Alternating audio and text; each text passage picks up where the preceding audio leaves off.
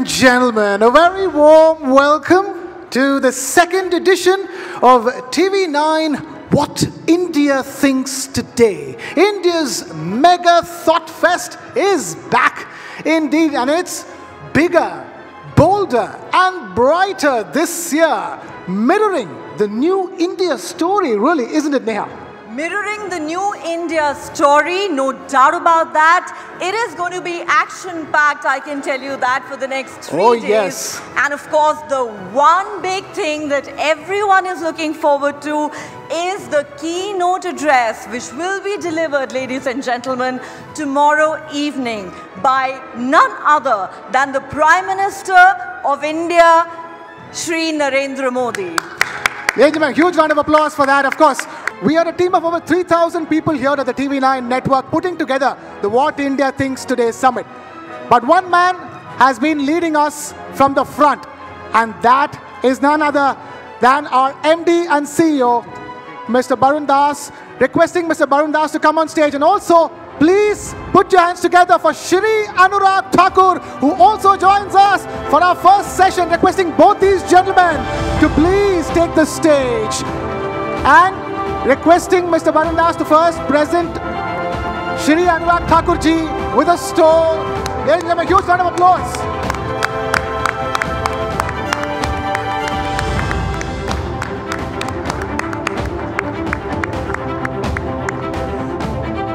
Right. Please, requesting Shri Anurag Thakur ji to please sit down, and requesting Mr. Barun Das to please deliver our welcome address for the second edition of What India Thinks Today. Barun ji, all yours.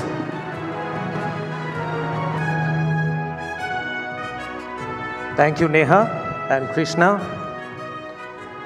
The Union Minister of Sports, Youth Affairs and Information and Broadcasting, Sri Anurag Thakur ji, distinguished guests, ladies and gentlemen, welcome to the inaugural. Today is the curtain raiser of the second edition of TV9 What India Thinks Today Summit. Over the next 2 days, we will be hosting several international thought leaders and cabinet ministers and industry captains discussing India's next big leap in the arena of geoeconomics and geopolitics. And most notably, we have the summit keynote scheduled for tomorrow evening at 8 p.m., which will be delivered by none other than the Honorable Prime Minister Shri Narendra Modi ji. But this evening, we are here to celebrate the curtain raiser with a subject very close to my heart. I must mention that this evening is going to be special because apart from glamour and glitz, it will be an evening of gravitas. You must have already spotted in the hall many well-known faces from the world of sports and entertainment. They are here tonight for a purpose. They are here tonight to discuss a bold vision for India, not as an economic or military power, but as a soft power. Our deliberations this evening will focus on the idea of soft power for hard gains. So what's soft power? A phrase used extensively these days. The American political scientist Joseph Nye defines soft power as a country's ability to influence others through attraction and persuasion rather than coercion and force. As he says, seduction is always more effective than coercion. Like the American dream is sold across the world to a large extent via Hollywood. Similarly, countries like Brazil and Argentina, they have earned a name for themselves in the world through their excellence on the soccer field. That is the context of soft power this evening. India has always been known as a land of yoga, Vedas, and Ayurveda, and more recently, as home to some most spectacular cinematic storytelling in the world. the home of Bollywood, but of late also Sandalwood, Collywood, Tollywood, all hail Nattu Nattu. At the same time, our prowess as a sporting nation is on the rise.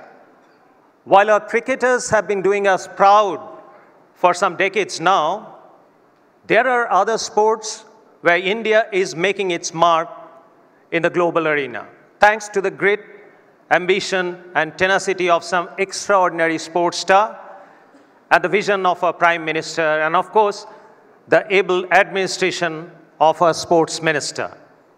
Badminton, tennis, shooting, wrestling, boxing, athletics are some such sports. Thank you, Anurag ji.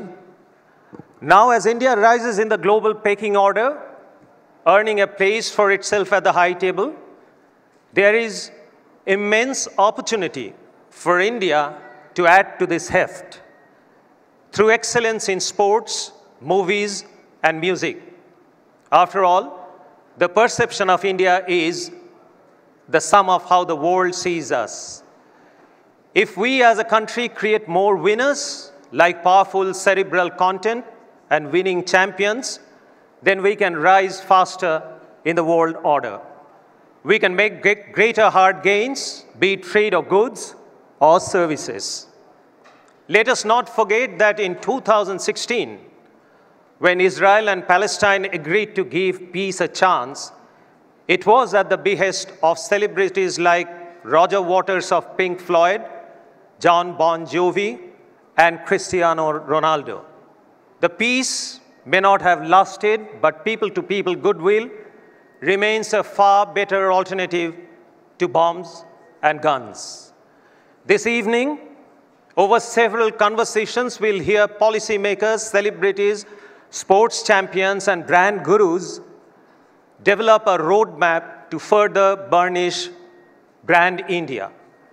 Of course, no evening like this one can be complete without some celebrations. So therefore, tonight we will also be honoring a few extraordinary men and women from the world of sports and entertainment with TV9 Network's Nakshatra Samman Awards. So ladies and gentlemen, we have an exciting evening ahead of us. Let's kickstart it right away. Thank you once again for being us here. Namaskar.